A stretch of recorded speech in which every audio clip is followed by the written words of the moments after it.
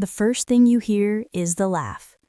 Not the polite little church laugh that dies quick behind a hand. The real one, the kind that bounces off cheap paneling and punches you square in the throat.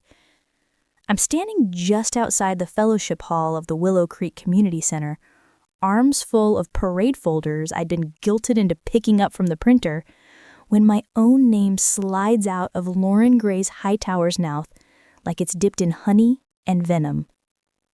Mackenzie Raydodd. Y'all remember when she thought she was gonna be the next Elon Musk or something? Lauren Grace's voice carries the way it always has. Bright and sharp, the same tone she used in 11th grade when she told the whole lunch table I only got valedictorian because the guidance counselor felt sorry for trailer trash. The laughter that follows is a chorus I know by heart. Miss Debbie from the beauty shop, Mrs. Mayer, even Pastor Mike gives that little snort he does when he thinks Jesus has a sense of humor. We got the cutest little blue vest from Walmart, Lauren Grace keeps going, and the prop guy's building a shopping cart full of ramen. Banner's gonna say, "Dream big, Willow Creek," in glitter. Y'all, the crowd is gonna lose their ever-loving minds.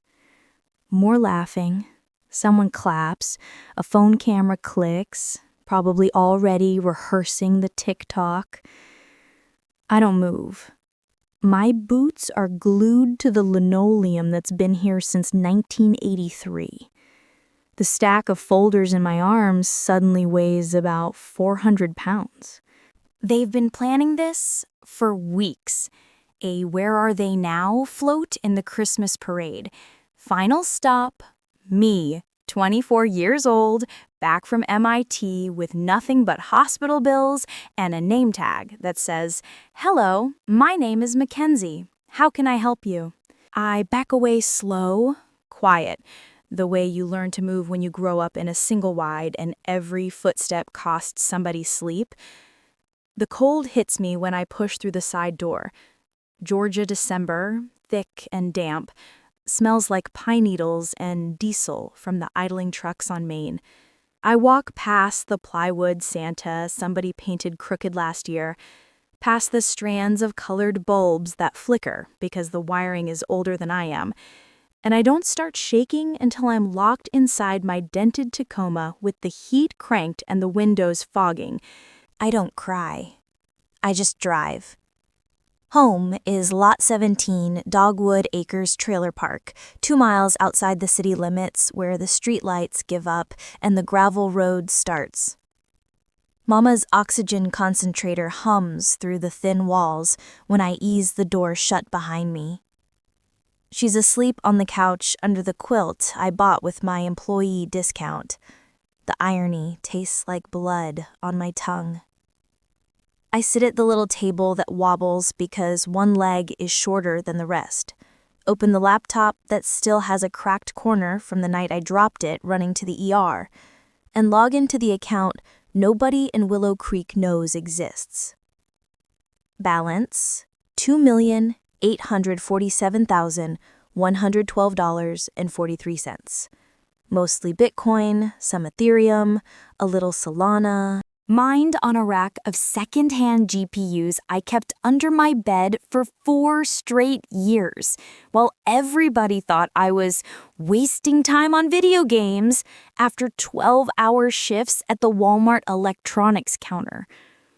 I scroll to the folder I labeled, plain and boring, Willow Creek Holdings LLC.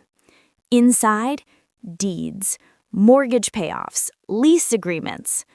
The strip mall on Highway 22, the one with the Dollar General, the nail salon, the pawn shop, and the bank that foreclosed on us when I was 17, title is in my name now. The old textile mill they're turning into luxury lofts for Atlanta commuters, mine. The 4 downtown blocks they rope off every December for the parade, mine. I bought it all, one exhausted night at a time, one block reward at a time, while Lauren Grace posted engagement photos in front of sunflowers and Mama's lungs slowly filled with fluid. I text the only person who knows everything. Me. They're putting me on a float. Blue vest, ramen cart, glitter sign. Harlan, 3:12 a.m. Jesus Christ, Kenzie. Me. Guess the joke's on me this Christmas. Harlan. What do you want to do? Me. Cancel Christmas. Harlan Brooks is 31. Ex-Army, runs a private security firm out of Atlanta. We met when she was guarding server farms, and I was fixing cracked iPhone screens for cash under the table. She taught me how to set up cold wallets. I taught her how to solder. We've been ride or die ever since. Harlan, soft or loud? Me, quiet until the moment it isn't. I close the laptop, walk to the back bedroom, and pull the plastic bin from under my childhood bed.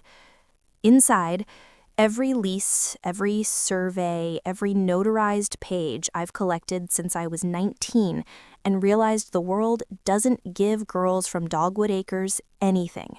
It makes them take it. I spend the rest of the night printing, signing, scanning, uploading.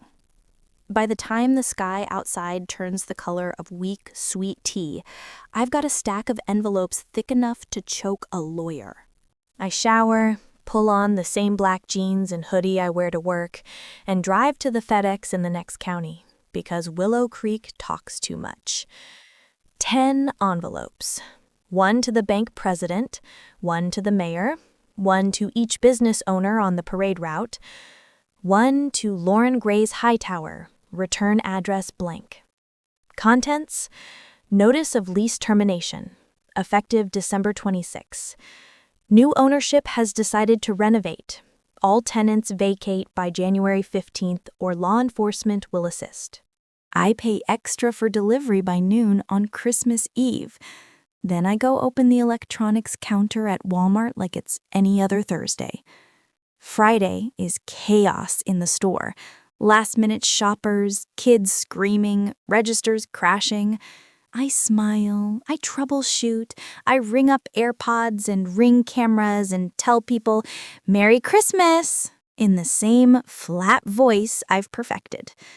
My phone buzzes at 11:47 a.m. Unknown number. "Mackenzie, call me immediately." Mom. Unknown number. "This isn't funny." Unknown number. "Lauren Grace is hysterical.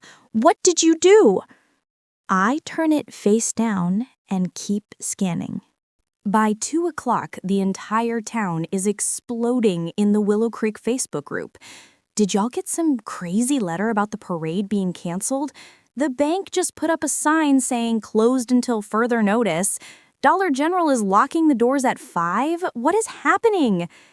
I clock out at 3, drive home, change into the only dress I own that isn't from the junior section, and curl my hair for the first time since senior prom. At 6:30, I walk into the community center for the parade committee's final walkthrough. The room goes dead quiet when I step through the door. Lauren Grace is in the middle, face blotchy from crying, holding one of my envelopes like it's radioactive. Her mama is yelling into a phone. The mayor's wife is fanning herself with another copy.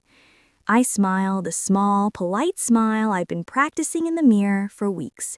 "Hey, y'all," I say, soft as Sunday morning. "Merry Christmas Eve." Lauren Grace finds her voice first. "What is this, Mackenzie? Some kind of sick joke?" I pull the last envelope from my purse, the one with her name and careful block letters, and lay it on the table between us. "No joke," I say, "just business." She rips it open. Her eyes scan the page and the color drains clean out of her face. You own downtown?" she whispers. "Most of it," I answer. "Turns out mining crypto in a trailer park pays better than people think."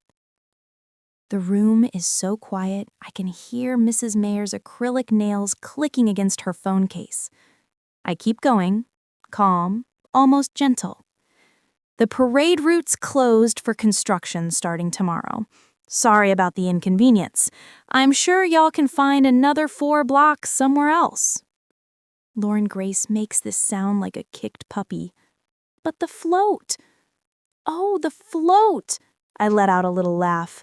Funny thing, I actually went by the warehouse this morning. Had it crushed. Figured the metal might be worth something. You could hear a pin drop on carpet. I turn to leave, then pause at the door. One more thing, I say, looking straight at Lauren Grace. Tell your daddy the bank foreclosure on Lot 17 from 2017 paid it off last year. Title's in Mama's name now. So next time you want to make fun of where somebody lives, maybe check who owns the dirt under your own house first. I walk out. The cold air feels like freedom. Christmas morning is quiet in Lot 17. Mama wakes up long enough to open the one present under our tiny tree, an envelope with the paid-off mortgage papers and a new deed that says Dodd, clear and free. She cries. I let her. Then I make grits and bacon, and we watch the snow that almost never falls in Georgia dust the pines outside the window.